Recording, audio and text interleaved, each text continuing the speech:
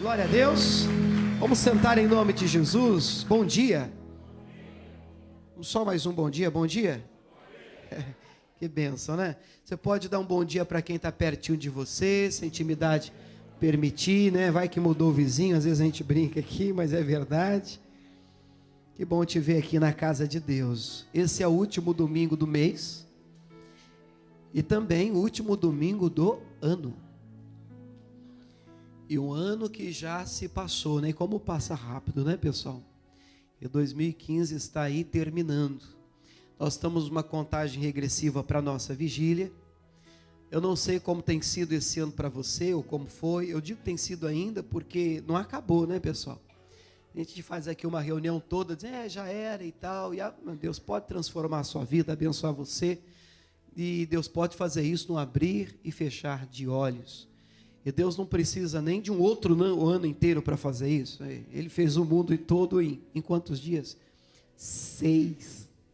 Ainda tira um para descansar. Então ele tem poder para fazer, para mudar a sua história numa fração de tempo que eu amo, chamada de repente. Quando você lê Atos 16, você vê que perto da meia-noite os dois, Paulo e Silas, estavam presos.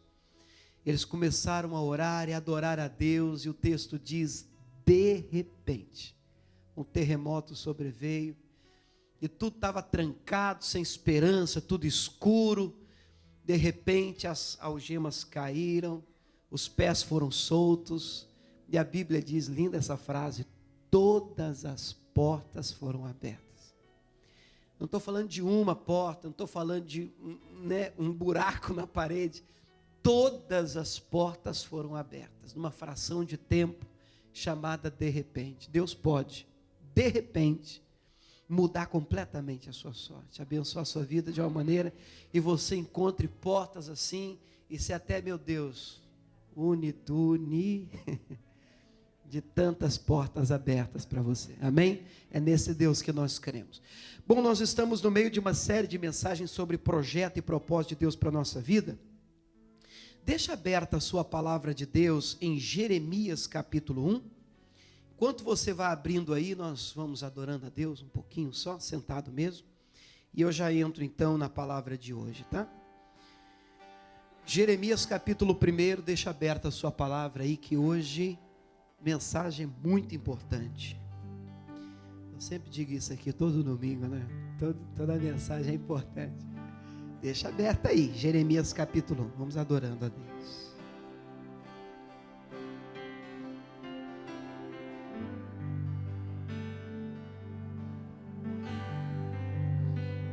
Há um lugar de descanso em ti, há um lugar de refrigério em ti,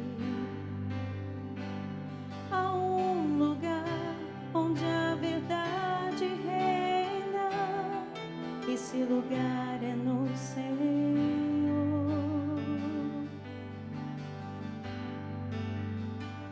Há um lugar onde as pessoas não me influenciam, há um lugar onde eu ouço teu Espírito, há um lugar de vitória em meio à guerra, esse lugar é no Senhor. Esse lugar é no Senhor. Esse lugar é no Senhor. É nele. Esse lugar é no Senhor.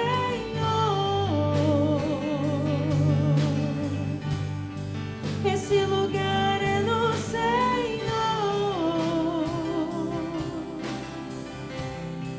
Esse lugar é no Senhor.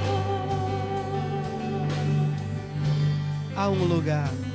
Há um lugar onde a inconstância não me domina.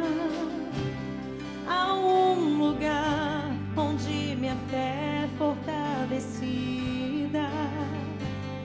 Há um lugar onde a paz é quem governa. Esse lugar é no Senhor. Olha que coisa linda, irmãos. Há um lugar onde os sonhos não se Há abortam. um lugar onde os sonhos não se abortam. Nenhum projeto de Deus se perde na sua Há vida. um lugar onde os meus medos não me dominam. Há um lugar que quando se perde é que se ganha. Esse lugar é no Senhor. Vamos declarar que esse lugar é nele? Esse lugar é no Senhor. É em ti, Jesus. Esse lugar é no Senhor.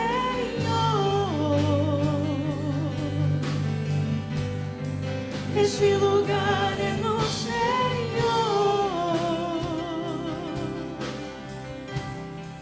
Esse lugar é no Senhor. Levante a sua mão assim, feche os teus olhos.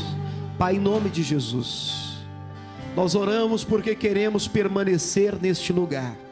E quando eu falo, Deus, de neste lugar, eu não estou falando necessariamente de um lugar físico, material, mas eu estou falando da tua presença, de onde o diabo todos os dias tenta nos tirar, nos arrancar. Ele é ladrão, ele vem para matar, roubar e destruir. Ajude-nos, Deus, a nos manter na chamada, no projeto que o Senhor tem para a nossa vida, sem olhar para a direita ou para a esquerda. Queremos ser encontrados por Ti na Tua presença. É nesse lugar que mora a bênção de Deus. Em nome de Jesus, a igreja diga amém e aplauda a Deus, que Ele merece. Glória a Deus, aleluia. Mais uma vez, bom dia, gente. Bem-vindos à casa do nosso Deus. É nesse lugar que nós devemos nos manter. E tem tudo a ver com aquilo que a gente tem aprendido domingo, sobre propósito de Deus para a minha vida, para a sua vida, para a nossa vida no geral. Alguns de vocês já estão acompanhando conosco essa série de mensagens. Deus, eu sou suspeito de falar que eu sou o pastor da igreja, mas Deus tem sido generoso conosco. Deus tem nos ensinado muito. Mas esses dias eu estava até conversando com o pastor, comentei com vocês, lá no Brasil, o pastor virou para mim e disse assim, na verdade ele colocou até no Periscope, uma rede social, né? Ele falando, ele pregando, ele disse, ele falando, ministrando, ele disse assim, eu não sei o que é que as pessoas fazem com as mensagens que a gente dá. E quando ele soltou essa frase, eu fiquei pensando, Deus, é verdade, como nós, eu não sei se você se inclui, se permite incluir aí, mas eu vou usar o nós aqui para ficar mais leve, amém? Como nós desperdiçamos mensagens, pessoal. E nós não podemos perder mensagens, nós não podemos desperdiçar semente. Semente na nossa vida não pode ser desperdiçada. Uma vez plantada, ela precisa germinar, nascer, crescer e produzir para a glória de Deus. E muito fruto. Nós não podemos desperdiçar semente. Então eu quero começar hoje esse culto pedindo a você que não jogue fora aquilo que nessa manhã vai ser semeado no seu coração, amém? Nós começamos essa série nos lembrando que tudo parte de Deus. Nós estamos falando de propósito, é impossível falar de propósito se você não acredita que veio de Deus. Se você não vê no Senhor o seu Criador, então você é quem cria os seus propósitos. Então a série de mensagens já não vai se encaixar para você, já não vai funcionar. Você vai passar por essa terra, como muitos passam, criando os seus próprios alvos, propósitos, projetos, goals. Você pode até ter alvos, metas, projetos, mas o propósito para a vida, quem cria, quem nos dá é o Criador. É Ele que nos dá um sentido para a vida. Entenda por propósito um sentido para a vida. O problema que acontece quando você cria os seus próprios propósitos é que uma vez alcançado o seu objetivo, a vida perde o sentido. Aí você tem que criar outro, e depois outro, e depois outro, e depois outro. Mas se você tem um propósito para a sua vida, se você se descobre em Deus, você passa a ser uma pessoa realizada, vivendo da forma como Deus deseja que você viva, perseguindo os projetos que Deus tem para você. E a proposta dessa mensagem dessa série de mensagens é essa: que você seja encontrado no projeto, no centro da vontade do Senhor. Amém? Na semana passada a gente falou um pouquinho de uma lei muito interessante, espiritual, não é da física, é uma lei espiritual. Ação e reação. Nós entendemos que ser dirigido no propósito de Deus não é andar por aí reagindo às circunstâncias que nos rodeiam. Como é que é isso? Se me cumprimentar, eu cumprimento. Se me amar, eu amo. Se me perdoar, eu perdoo. Pessoas assim não são dirigidas por Deus. Pessoas assim são dirigidas por outras pessoas. Pessoas assim são dirigidas por outras circunstâncias. E nós não somos guiados pelo que o outro acha, pelo que o outro faz.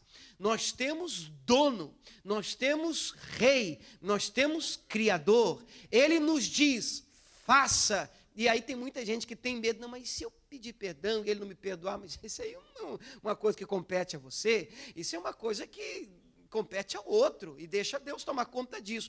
Vale a nós fazer o que Deus tem nos chamado ou nos mandado fazer, e ponto. Os resultados dependem do Senhor. Por isso não viva, é impossível viver uma vida com propósito se você passar por essa terra só reagindo àquilo que você encontrar diante de você. Você precisa ser uma pessoa que age na presença de Deus e na palavra de Deus. Amém, pessoal? Outra coisa que nós vimos semana passada, estou indo rápido assim, porque a gente já viu, inclusive, essa mensagem, novamente sou suspeito de falar, porque fui eu que dei na semana passada, mas é muito interessante você ouvir e ouvir. Você já se perguntou por que Romanos 10:17 diz ouvir e ouvir? A Bíblia diz que a fé vem pelo ouvir, e o ouvir, e ouvir, e ouvir, e ouvir. Por que repete ouvir? Porque nós nunca podemos nos cansar de ouvir. Você quer saber se uma pessoa está caindo na fé? Ela ouviu, né? Ai, de novo, pronto, já está perdendo. Já está se distanciando do Senhor. Porque nós não podemos nos cansar de ouvir, já que a fé vem quando nós ouvimos, entendemos e ouvimos. E se for preciso, e muitas vezes ouvimos de novo, e de novo, e de novo, e aí a fé vem e nós crescemos na habilidade de crer em Deus. Amém, pessoal? E nós ouvimos, entendemos semana passada sobre o que dirige a sua vida, ou quem dirige. Como nós entendemos que uma vida dirigida por Deus, uma vida com propósito divino, é uma vida que o Senhor guia, dirige, então nós vimos na semana passada coisas que não podem dirigir a nossa vida. E depois vale a pena você entrar na página do nosso Facebook aqui da igreja, na rede social nossa, que é essa que a Patrícia já colocou para a gente aí, www.facebook.com/IGDFlorida. Lá estão disponíveis todos os cultos de domingo de manhã. Você pode ouvir e ouvir e ouvir e ouvir e ouvir a palavra de Deus. É interessante que a palavra de Deus tem isso, ela não é igual um gibi, não é igual uma revista. Você lê um texto hoje, já sei a história. Você pode conhecer a história, mas sempre há algo novo da parte de Deus no que diz respeito à revelação da palavra. Sempre, é incrível. Você pode ler o Salmo 23 1 milhão de vezes. O Senhor é meu pastor, nada me faltará, e daqui a pouco, meu Deus, como é que eu não vi isso? Como é que eu não enxerguei desse jeito? Como é que eu não entendi dessa forma? Porque a palavra de Deus, ela é viva, ela é poderosa, e que ela sempre tenha espaço no seu coração. Amém? Hoje eu vou precisar um pouco da sua ajuda, porque eu quero começar a mensagem de hoje fazendo uma pergunta. Como é que você vê a vida? Estamos falando de propósito. Eu até tinha colocado um título, eu tinha escrito assim, apaguei e escrevi esse, né? Eu tinha escrito assim, enxergando as coisas como Deus enxerga. Também é uma frase bacana para explicar para você qual é a mensagem de hoje. Porque, de verdade, a Bíblia diz que nós não vemos como Deus vê. Está lá em 1 Samuel 16. Deus olha para o coração, enquanto o homem ele é ligado às aparências. Ele se deixa levar pelas aparências, enquanto o nosso Deus é um Deus de essência. Mas no que diz respeito à aparência das coisas, é verdade, nós não vemos como Deus vê. Mas no que diz respeito a propósito, que é o tema, que a gente não pode se esquecer disso, nós precisamos enxergar, ou pelo menos tentar enxergar as coisas como Deus enxerga. E muito da maneira como a pessoa enxerga a vida já mostra como é que ela vai passar por essa terra. Você quer ver um exemplo? Tem gente que eu estava conversando no Brasil com um pastor, lidava muito com alguns pastores ali, pastores, gente boa, e homem de Deus, e alguns diziam assim para mim, um ou outro sempre falava assim para mim, pastor, a vida é cheia de altos e baixos. Eu vejo a vida como um ioiô. Um dia você está por cima, outro dia você está por baixo. Essa é a maneira como ele vê a vida. Quer dizer, se hoje ele está por cima, amanhã ele já espera o quê? Vou descer. É mais cedo ou mais tarde. Só estou aguardando que daqui a pouco eu estou lá, daqui a pouco eu estou aqui, daqui a pouco eu estou lá. Mas outros enxergam diferente. Tem gente que enxerga a vida como uma roleta russa, um golpe de sorte, um jogo de baralho, uma festa. Você sabe, tem gente que vê assim, a vida é uma festa. Gente que vê a vida assim, quer dizer, só quer curtir, aproveitar e diversão. Você vê que muito da maneira como você enxerga a vida demonstra como você passará por essa terra e o propósito e o projeto de Deus para a sua vida. Agora, olhando aqui ainda para mim, às vezes a maneira como nós enxergamos a vida, ela é desfocada da maneira bíblica. Então, na mensagem de hoje, eu vou tentar, com a ajuda do Espírito Santo de Deus, e gostaria da sua ajuda, de alinhar a nossa visão, a nossa maneira de ver, à maneira como Deus vê. Porque para Deus, o interessante não é o que você acha, o que eu acho. Eu mesmo conversando com algumas pessoas, gente, pastor, eu queria tanto um conselho, aí conta o problema, aí a pessoa vira para mim, pastor, o que o senhor acha? Puxa vida, olha, realmente, o que eu acho não muda muita coisa, não. Mas a grande preocupação que a gente tem que ter, se é que eu posso usar essa palavra, é o que Deus acha. O que a palavra diz sobre isso? Como é que Deus enxerga essa questão, essa situação? Como é que Deus vê tudo isso em que você está passando, ou o momento em que você se encontra? Porque a maneira como Deus vê é determinante para você encontrar o projeto e o propósito de Deus para a sua vida.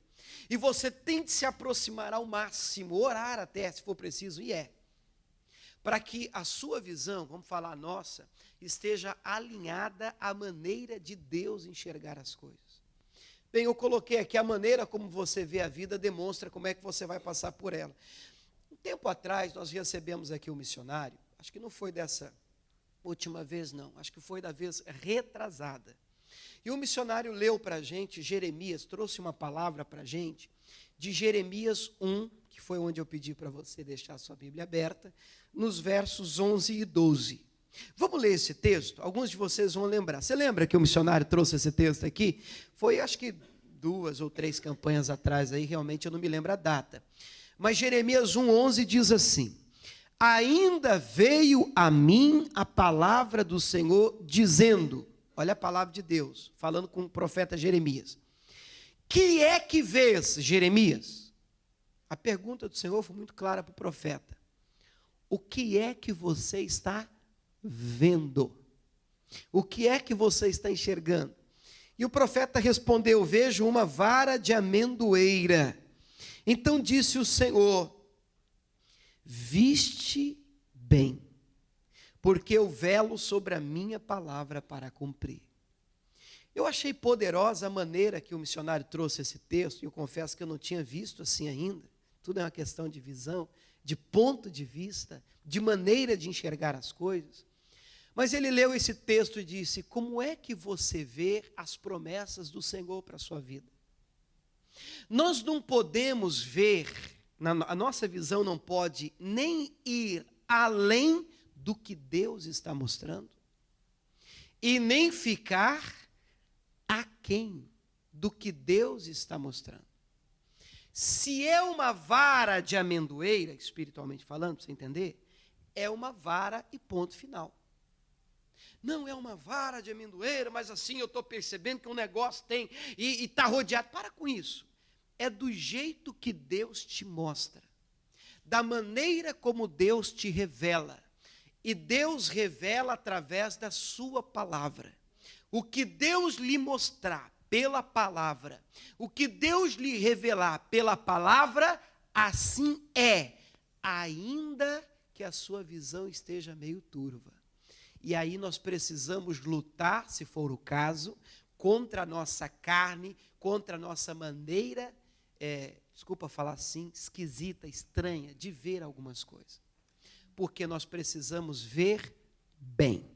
Até aqui quem está entendendo, diga amém. Lá em 2 Coríntios 4:4, a Bíblia traz uma advertência no que diz respeito à maneira de ver. Agora eu não estou falando da visão física, lógico, né? O texto diz, nos quais o Deus deste século, com D minúsculo, não é o nosso Deus, é o diabo, é Satanás. O que o Deus desse século faz e fez?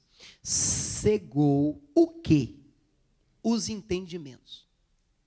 Onde é que o inimigo trabalha ou tenta trabalhar? No entendimento. Satanás cega o entendimento dos incrédulos para que não lhes resplandeça a luz do evangelho. Uma pessoa que não enxerga direito, agora eu não estou falando de, pastor, puxa vida, eu fiz um teste de vista, não é disso que eu estou falando. Eu estou falando do entendimento da palavra. Se a sua visão espiritual é turva, é embaçada e não está perfeitamente alinhada à palavra de Deus, Deus te mostra uma vara e você vê um tronco, Deus te mostra algo e você não enxerga o que Deus está te mostrando, perceba, Satanás é mestre em tentar cegar o nosso entendimento. E por que ele faz isso? Para que não lhes resplandeça a luz do evangelho.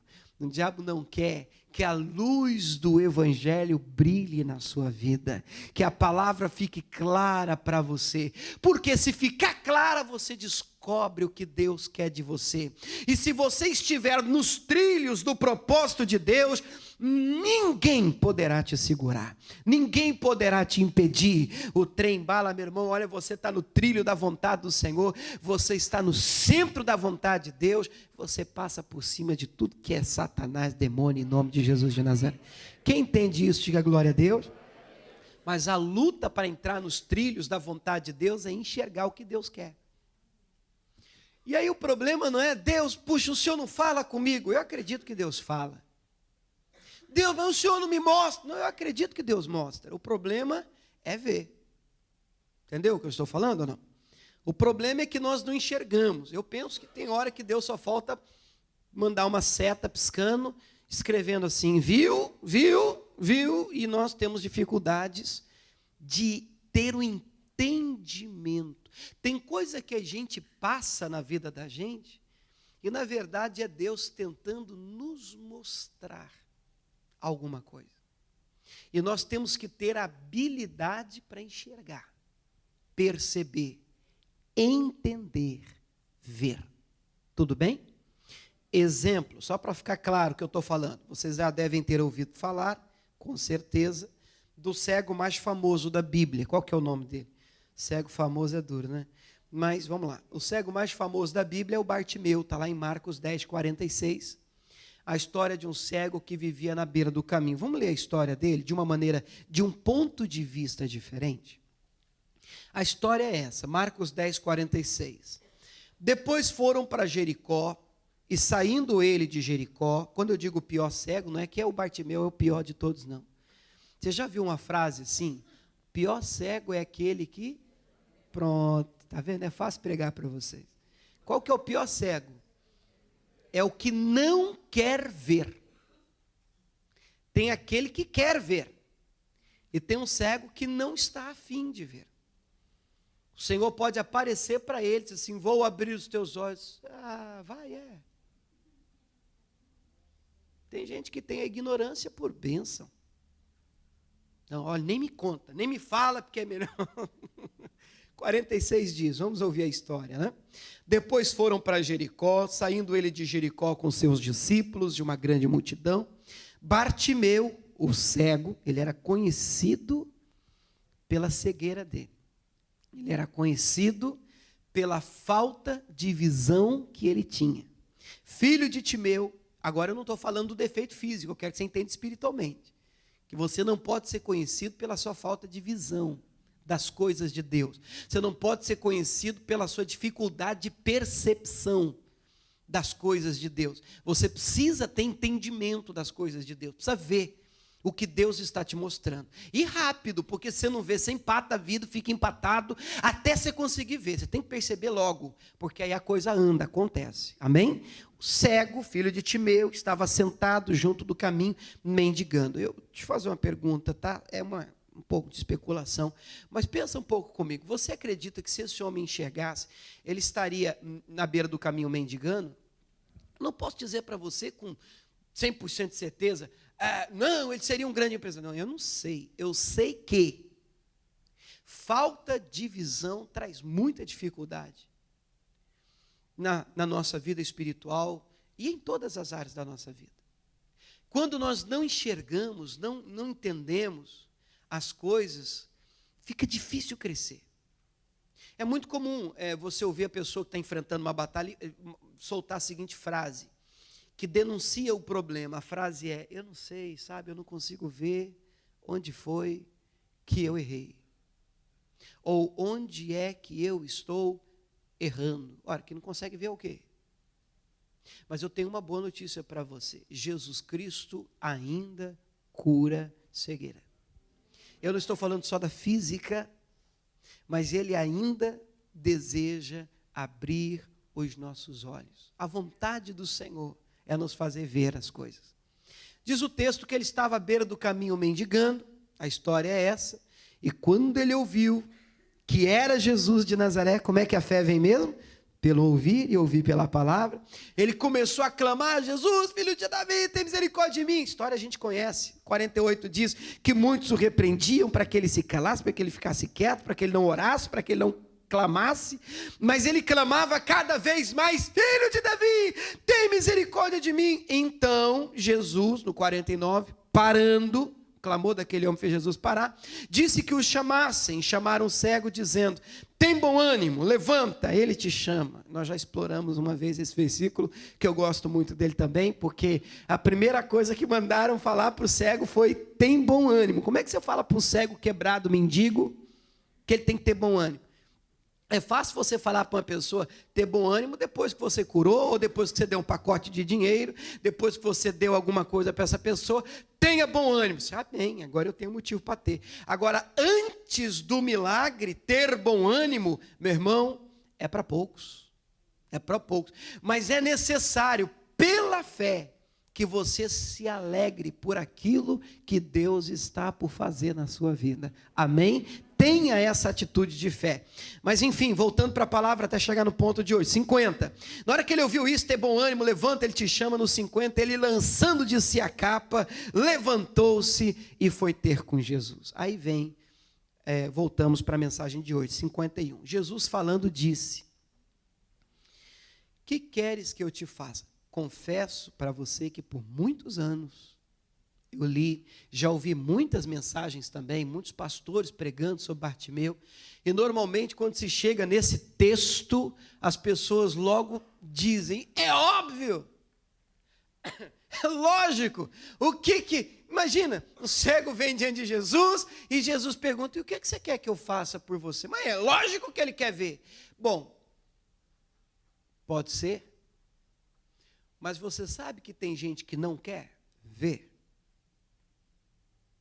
Por isso se faz necessária a pergunta. Você sabe que tem gente que... Uma vez, eu acho que eu contei isso aqui em algum culto aqui, acho que vai ficar melhor para você entender.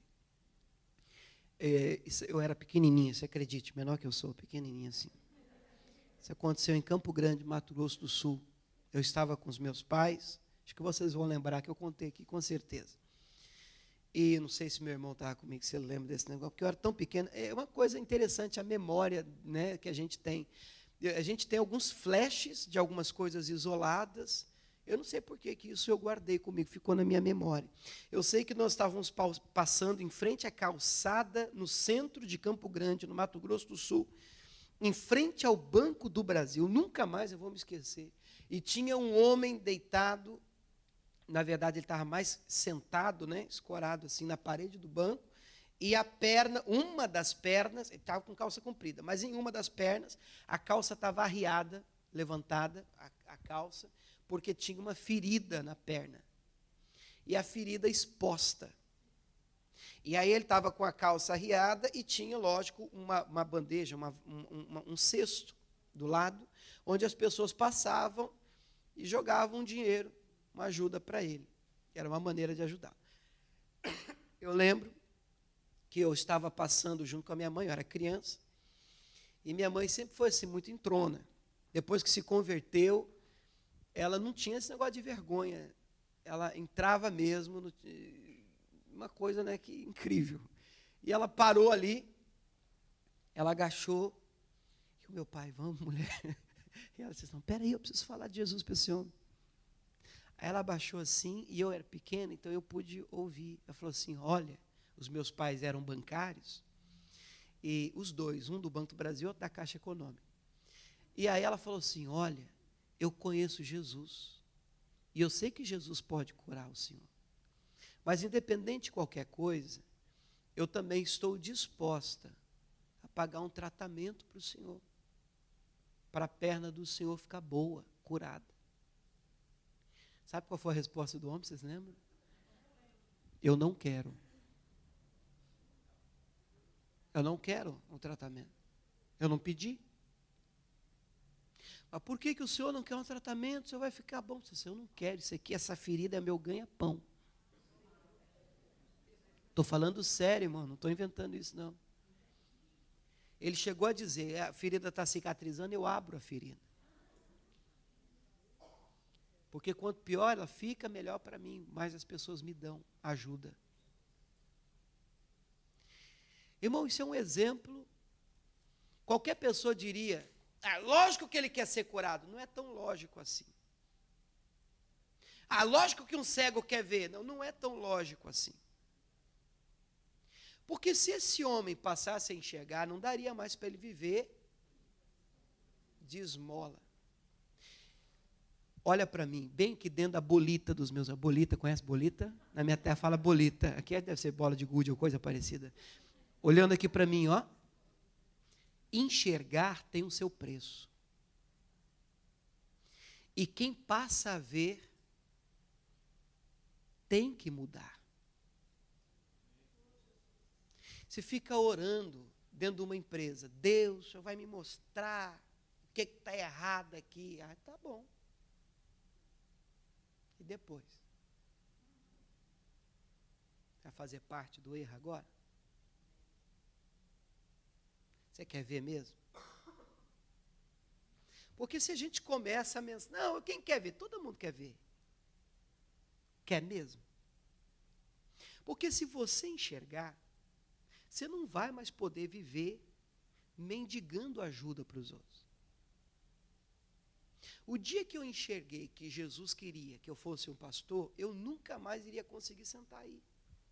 E se eu ficasse, eu estaria em pecado. Eu estou falando por minha maneira como eu entendo. Por quê? Porque a Bíblia diz em Tiago 4,17 que aquele que sabe o bem que deve fazer e não faz, comete pecado. É o da omissão. Eu sei, eu enxerguei o que Deus quer de mim, e eu corro disso, eu estou no erro. E eu lhe pergunto, você quer ver mesmo?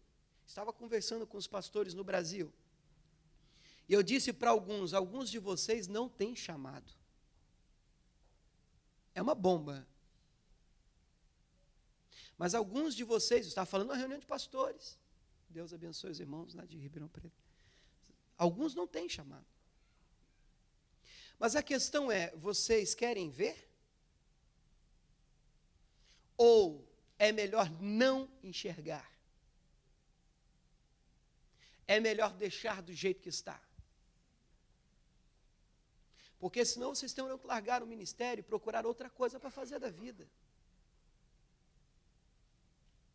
E ministério não pode ser falta de opção. Como alguns às vezes pensam, não, assim, eu até contei uma vez a historinha esse primeiro dia de aula, né, onde as crianças falam o nome e apresentam. Eu sou Joãozinho, meu pai é bombeiro, não sei o quê. Aí teve um que falou assim, meu nome é fulaninho de tal, vamos colocar aí o Pedrinho. E teu pai? Meu pai é pastor, mas ele não faz nada, não. Contrapartida, existem aqueles que pensam, né? Peraí, o cara tentou faculdade para isso, não deu. O cara tentou trabalhar lá, não deu. Puxa, pastor, fechou todas as portas. Vai ver, eu tenho um chamado. Olha a cabeça do cidadão. Como se chamado fosse falta de opção do que fazer. Chamado como o seu trabalho, como qualquer outro, é propósito. Precisa ser descoberto o que é que Deus quer e onde Deus quer e o que é que Deus quer que você faça com a sua vida. Aonde Deus quer que você gaste os dias sobre essa terra, fazendo o quê? Sendo o quê? Lutando pelo quê? Isso não é você que cria, isso já foi criado pelo Criador. Isso você descobre. Isso você ora para encontrar. Isso você ora, olhando para mim, para enxergar. E o dia que você enxergar o que é que Deus quer fazer na sua vida vai mudar. Você não vai mais poder ficar na beira do caminho. Você nem vai conseguir. Você nem mais vai aguentar levar uma vida de mais ou menos, um pé lá, outro cá, não dá.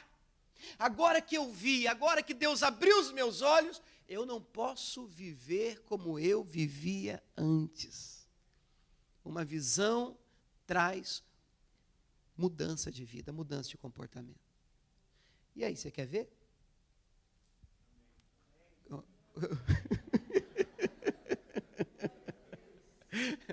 Acabou a pergunta, né? Vamos tentar de novo? Você ainda quer enxergar ou não? Bom, para ver, eu vou te dar aqui a fórmula, que não é de física, de matemática, mas é bíblica. Romanos 12, 1 e 2, um dos textos mais importantes sobre projeto e vontade de Deus para a nossa vida. É tão importante, são só 2 versículos, mas nós não vamos conseguir estudar isso hoje. Mas preste atenção nesse texto que nós vamos ler com temor e tremor no coração. Vamos comigo? 1. Rogo-vos, pois, irmãos, pela compaixão de Deus. Isso significa pelo amor de Deus. Já pediu alguma coisa para alguém pelo amor de Deus? Já chegou para alguém e disse assim, rapaz, pelo amor de Deus, hein? Não vai esquecer. É importante? Muito.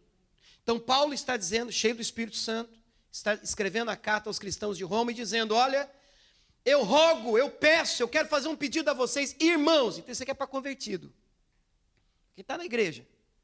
Então é para mim e para você. Deixa eu fazer um pedido para vocês, irmãos. Qual é o pedido? O pedido é sério, pelo amor de Deus, vocês têm que fazer. Tá bom, Paulo, qual que é o pedido? Eu quero que vocês apresenteis o vosso corpo em sacrifício vivo, santo e agradável a Deus, que é o vosso culto racional. Já tem informação demais aqui. Vamos para o 2, depois a gente entende. E não vos conformeis com esse mundo, mas transformai-vos pela renovação do vosso entendimento. Vamos ler o de vermelho agora em voz alta. Para quê? Para que tudo isso? Por que esse pedido?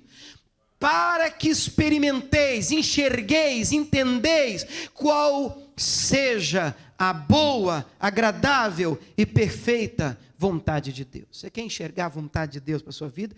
Primeiro você tem que partir do ponto que não importa a sua vontade, quão boa ela é, bacana, legal. A vontade de Deus é boa, perfeita e agradável. Boa, agradável e perfeita. Vamos de novo? Boa, agradável e perfeita. A vontade de Deus é boa, agradável. Só mais uma vez para entrar mesmo na cabeça e no coração. A vontade de Deus é boa, agradável. Você tem que crer nisso. Isso não é para você sentir, para você achar. Isso é fraco. Você tem que crer. Se você não acreditar nisso, você sempre vai fazer a sua vontade. E não há que se falar em projeto e propósito de Deus para a sua vida, se você sempre fizer o que você quer fazer. Se você quiser experimentar algo diferente, nós estamos no último domingo do ano, acho que vale a pena ouvir uma mensagem como essa. Você quer um ano diferente, você precisa fazer algo diferente, viver diferente. E qual é a proposta que eu te faço? Lute para enxergar a vontade de Deus para a sua vida. O que Deus quer de você? O que é que o Senhor tem para você? Crendo que, por mais sonhos e altos sonhos e pensamentos que você tem, o que Deus tem para você é mais alto. Os pensamentos que Deus tem para você são maiores, melhores. E a vontade de Deus é boa, agradável e perfeita. Mesmo quando você não entender, você tem que crer. A Bíblia é tudo pela fé. Amém? Quem está entendendo isso, diga glória a Deus. Só mais uma vez, diga: a vontade de Deus é boa, agradável e perfeita. Aí você vai perceber que eu vou pegar o texto de Romanos 12 e eu vou vir de trás para frente. Eu estou mudando o negócio. Porque a gente acabou de decorar a última frase, não foi? A vontade de Deus é boa, agradável e perfeita. Está no verso 2. Como é que eu faço para experimentar, enxergar, perceber, ter essa percepção do que é a vontade de Deus para a minha vida? Bom, uma pista é, ainda no verso 2, eu preciso me deixar transformar. Vamos melhorar isso? Vamos para ficar mais direto? Eu tenho que mudar. Me deixar mudar. Transformar. Como? Pela renovação do vosso entendimento.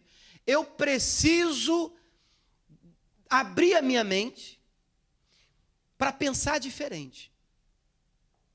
Por que isso é muito importante? Irmãos do céu, tem gente que nasce assim, sabe?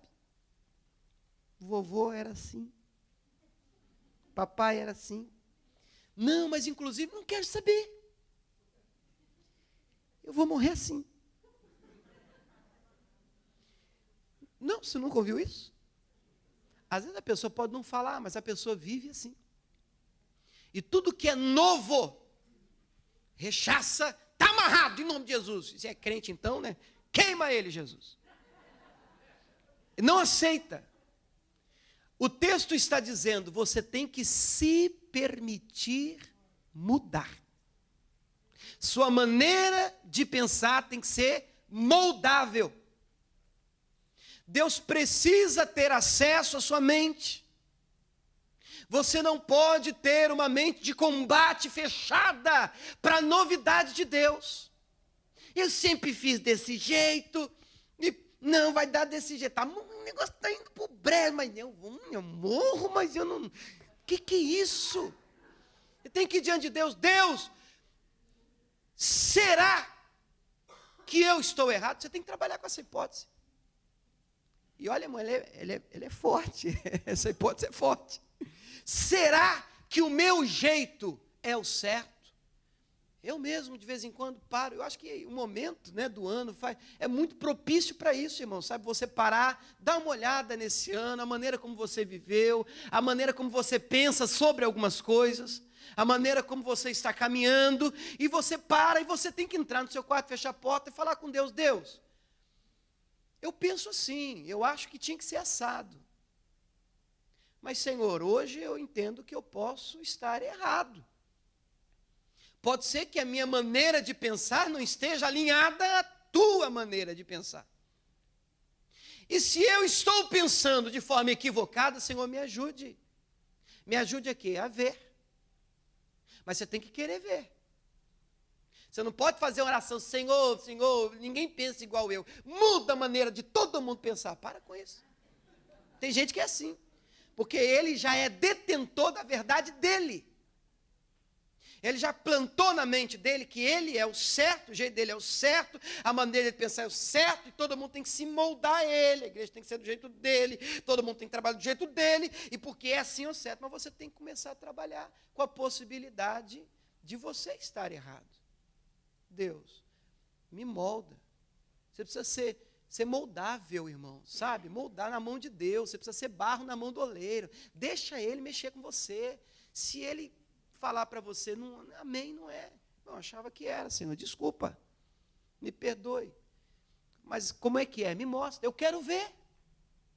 A Bíblia diz que nós precisamos nos permitir transformar, mudar. E como é que nós mudamos? Mudamos pela maneira de pensar, uma nova maneira de pensar, uma nova maneira de raciocinar. Diga, eu preciso me permitir mudar, transformar. Como é que eu faço isso? Diga, uma nova maneira de pensar. Meu Deus do céu, como é que eu penso? Uma maneira de pensar, como é que faz isso, pastor? Te dou outra pista. Lá em 2 Coríntios 10, 3, um dos versos assim, que é para você guardar e ler 1 milhão de vezes para você entender. Que isso aqui, se você ler uma vez e entender tudo, irmão, olha, você é diferente. Você é uma pessoa diferente. Isso aqui você tem que ler, levar para sua casa e ler umas 10 vezes. Meditar é isso. É parar, mastigar, até digerir a informação. 2 Coríntios 10, 3 diz assim, porque andando na carne não militamos segundo a carne. O que é isso? Olha só, andar na carne aqui não é no pecado, não. Porque mesmo vivendo num corpo, no mundo material, e estando nós submetidos a tantos sentimentos, um mix de sentimentos e pensamentos, mesmo assim, nós não podemos militar, guerrear, com as armas da carne, com a mente que você tem, com o que você acha. Isso aí não dá para você guerrear com o que você acha.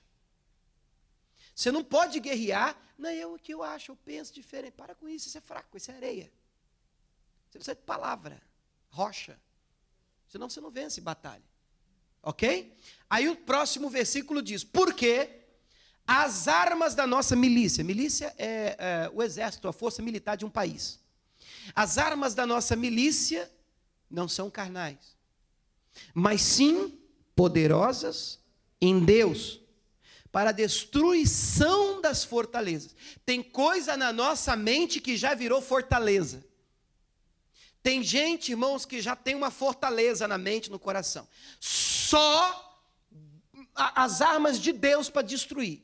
É igual você tentar falar de Jesus para uma pessoa. Você já deve ter enfrentado situações, por exemplo, dentro da sua casa, em que você quer ansiosamente trazer uma pessoa para Jesus. E aí você tenta tratar de Jesus algo que para você é muito claro, é muito perceptível, é muito fácil de você entender, tranquilo de enxergar, mas é uma fortaleza que o diabo levantou na mente da pessoa, que a palavra bate e volta. E você fala, não entra, é uma maneira de pensar tão fincada, alicerçada, que só Deus para mover. Por isso que eu volto lá em Atos 16, para lembrar você do Paulo e Silas cantando na prisão, de repente as portas se abriram, e a Bíblia diz que aquele terremoto de Deus, a Bíblia diz que os alicerces se moveram. Você já viu essa frase ali em Atos 16? Só Deus pode mover alicerces. Alicerce não adianta você chegar e dar um bico. Quebra o pé e não sai do lugar. Alicerce, tem coisa na mente das pessoas que estão tão alicerçadas, são fortalezas que só as armas de Deus para destruir. Entendeu? Tudo bem até aqui? Aí vamos continuar. As armas da nossa milícia não são carnais, poderosas em Deus para a destruição das fortalezas. 5, destruindo os conselhos. Os conselhos, pastor, lógico, os conselhos que não são de Deus. Há quem diga que se o conselho fosse bom, ele não seria dado, ele seria vendido. Mas é interessante como nós recebemos conselhos.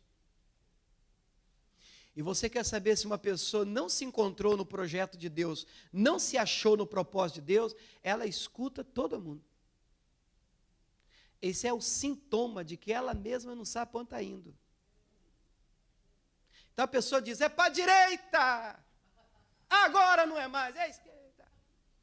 Quer dizer, o que você veio fazer na terra? Sei lá, vim batendo aqui, ali, cair.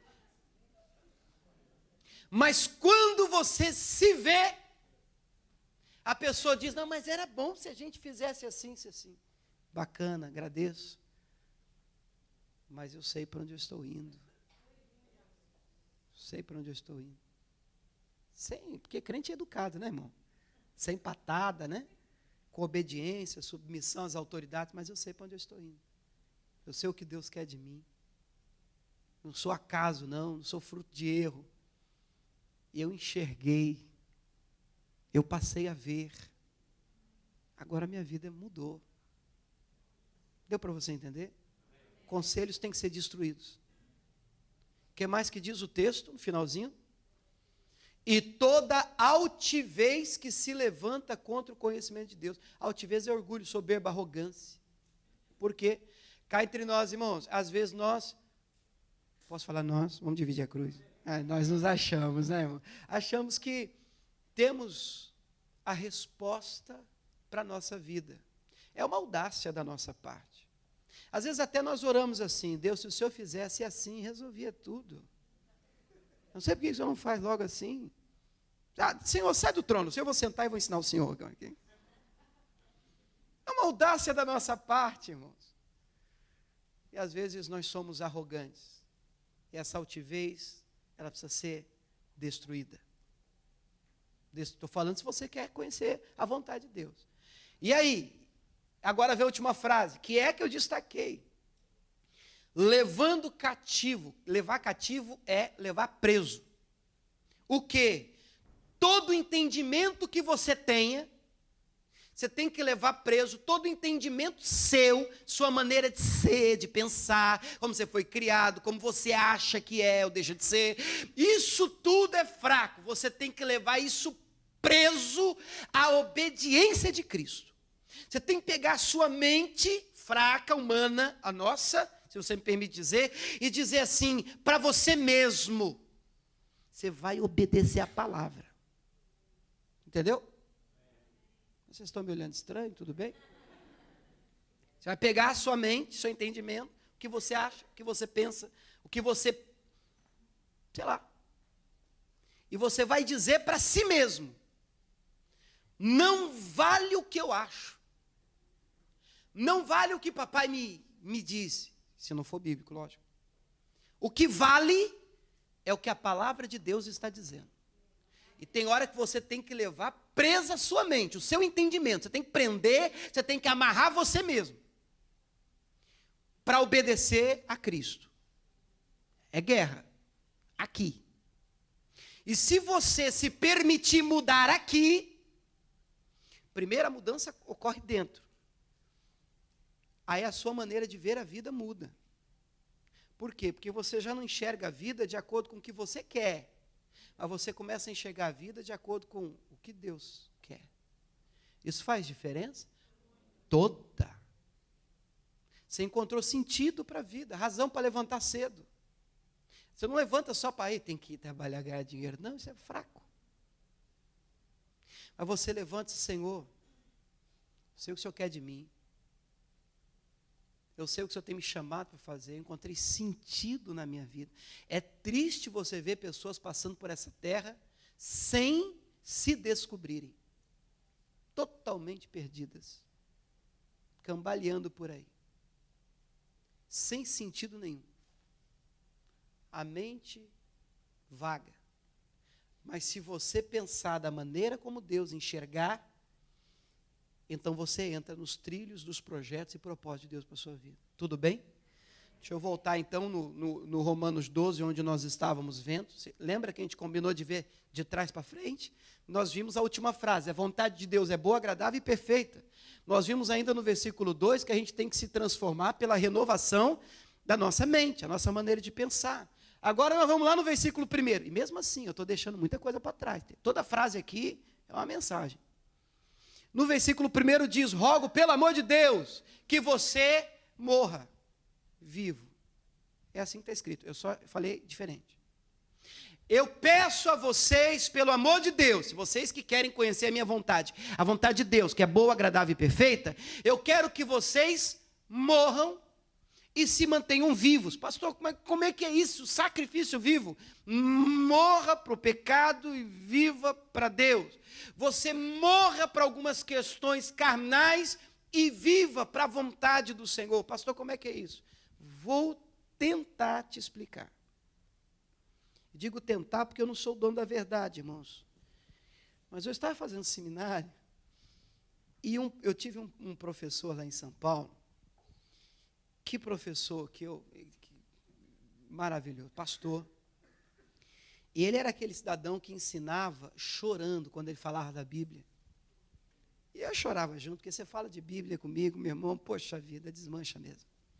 Vocês vão me ajudar. Olha aqui um minutinho para mim. Tem que me ajudar. Amém? Isso aqui é uma semente. O que é isso aqui? Não fala que é um papel, irmão. Você tem que me ajudar. Isso aqui é o quê? É uma semente. O que tem que acontecer com essa semente para daqui, vamos falar que é uma semente de laranja. O que tem que acontecer com essa semente para daqui sair um pé de laranja? Plantar, gostei, é uma palavra boa, estou procurando outra. Brotar, regar. Oh, já saiu aí, ó.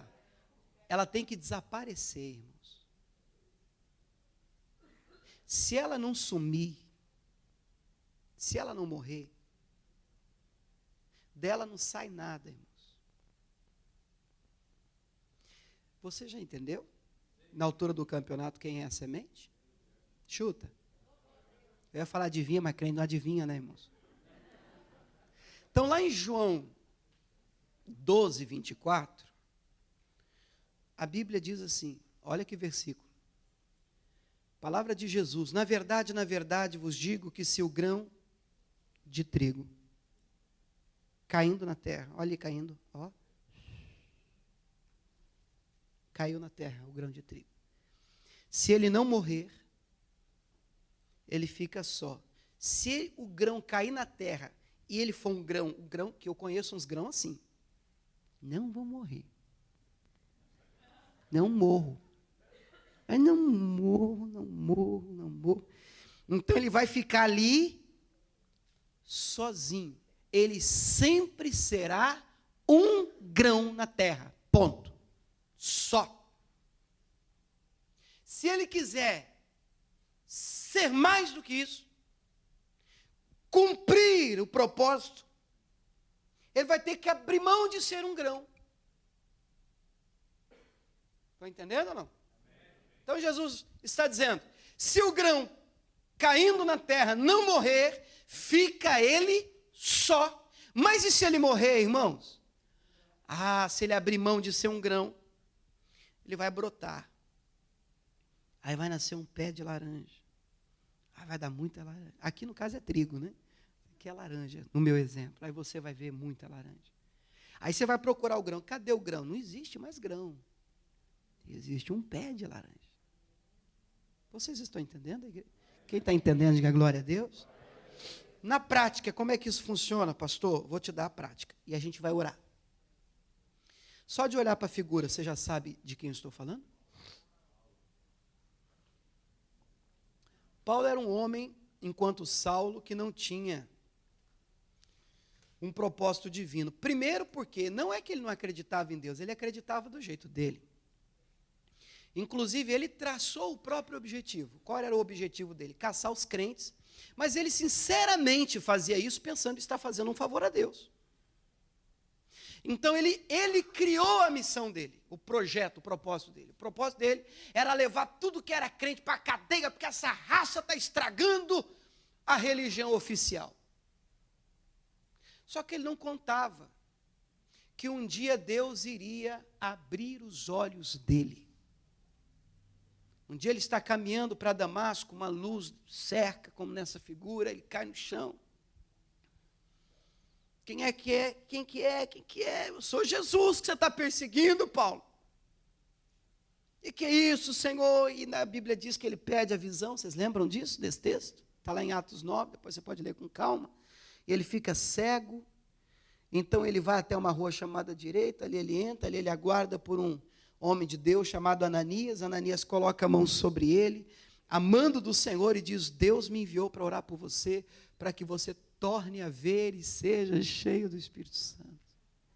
Então a Bíblia diz que como uma escama, irmãos, caiu dos olhos. E ele nunca mais foi o mesmo.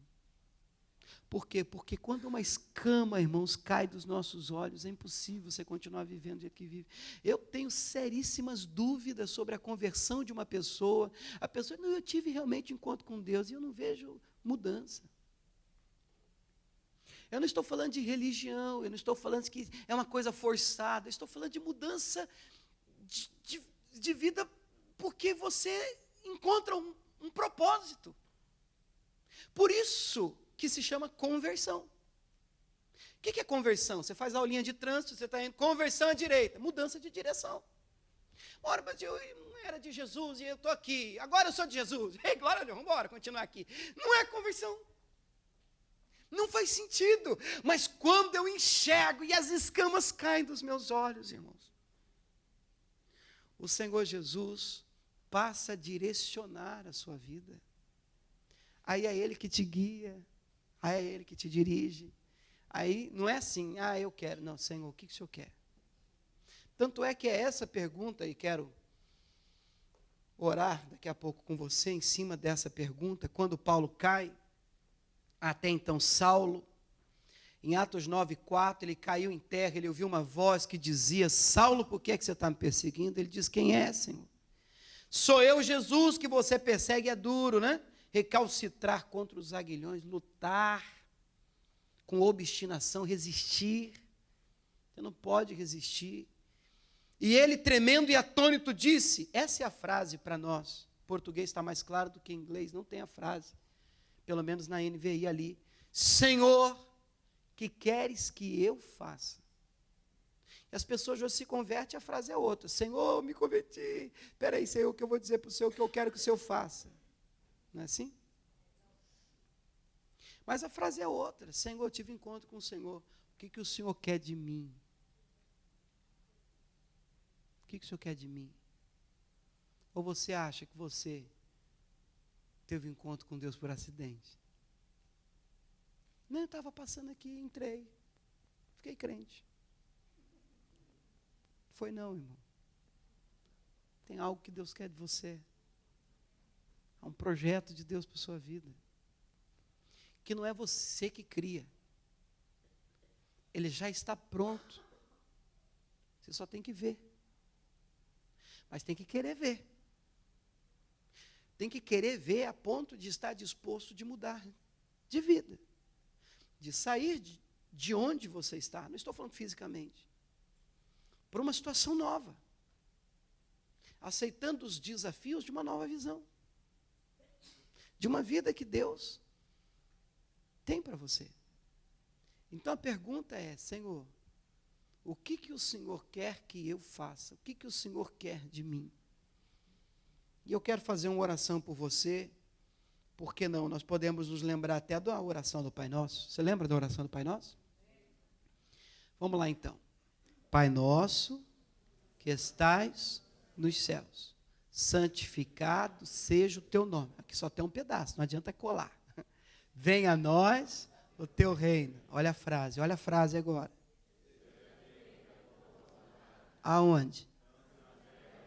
Na terra vale, na sua casa também? Na igreja? No seu trabalho? Tudo é terra, né, irmãos? E qual é a vontade que tem que prevalecer na terra e no céu? A do Senhor. Ore essa oração. Deus, nós estamos entrando, nós podemos orar assim? Vamos. Nós estamos terminando o ano, entrando o ano novo. E Deus, pode ser que a minha mente precisa ser renovada. Pode ser que a minha maneira de pensar esteja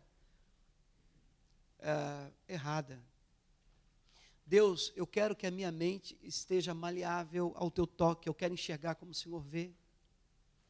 E eu oro, Deus, para que a tua vontade prevaleça sobre a minha, já que eu decidi crer que a tua vontade é boa, agradável e perfeita. O Senhor não tem o que não presta para mim. O Senhor não tem coisa má para mim. O Senhor tem coisa melhor do que eu tenho planejado para mim. Os teus pensamentos são maiores do que os meus. Então, Deus, eu vou abrir mão de ser um grão de trigo. Eu gosto tanto de ser um grão de trigo, Senhor. Mas, Senhor, eu abro mão de ser um grão de trigo porque eu quero produzir para a glória do Senhor. Eu quero que de mim coisas maravilhosas nasçam na minha vida, através de mim. O Senhor possa me usar como bênção. Afinal de contas, o propósito de Deus ter colocado nessa terra não é só para você se converter, não. Imagina se fosse para você virar crente. Não, Deus me pôs aqui para eu virar crente. Se fosse, na hora que você se convertesse, na hora você morreria. Pastor, eu só aceito Jesus como, pof, vai para o céu. Porque acabou, cumpriu o propósito. Mas é depois que temos os olhos abertos e temos um encontro com Jesus, é que de verdade começa a nossa vida, pessoal. É de verdade que começa a nossa vida. Eu tenho certeza que Deus quer tomar conta de você. Posso fazer uma oração por você? Vamos ficar de pé? Você pode aplaudir Jesus por essa palavra?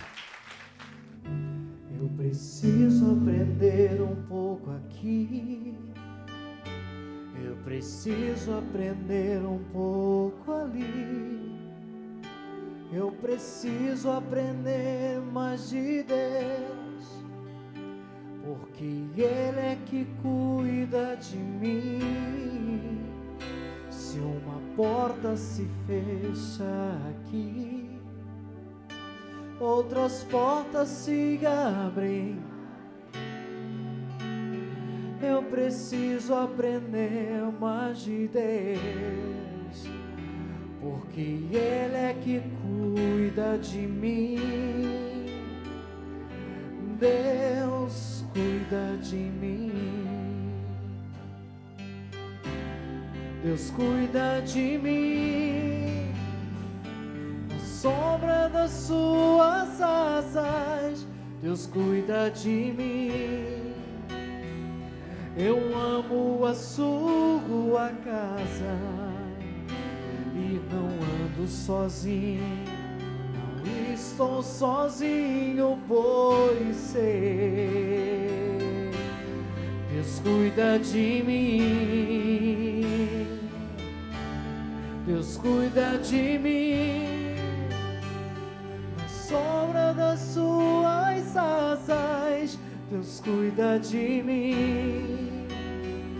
Eu amo a sua casa e não ando sozinho, não estou sozinho, pois sei, Deus cuida de mim. Senhor Jesus, nós clamamos a Ti pelo Teu cuidado, Deus. Clamamos a Ti, meu Pai, pela Tua intervenção. E como, meu Deus, aquele cego de Jericó clamou ao Senhor, clamando a Ti, dizendo: Senhor, tem misericórdia de mim, Senhor, abre os meus olhos, eu quero ver, eu preciso enxergar. Muitos estão dizendo: Deus, abre os meus também, Senhor, faz-me ver os projetos que o Senhor tem para a minha vida, faz-me enxergar, ó Deus, os planos que o Senhor tem desenhado e preparado para mim, Senhor. Faz-me perceber, ó Deus, a Tua presença. Guia-me, ó Deus, todos os dias da minha vida, eu lhe peço. Eu oro por homens e mulheres que o Senhor trouxe aqui nesse lugar, nesta manhã, neste que é o último domingo do ano, último domingo do mês. Nós clamamos a Ti pedindo, meu Pai, não nos permita entrar em um ano novo, Senhor, tendo a mesma mente, a nossa mesma maneira de pensar, de agir. Molda-nos, meu Pai, torna-nos maleáveis, Senhor, quebrantados, porque o Senhor só pode lidar, ensinar, quebrantados de coração. Os duros de coração não se deixam ensinar, não se deixam, meu Pai, aprender, não se deixam transformar, mas quando o nosso coração ele é quebrantado, então o Senhor tem acesso à nossa vida.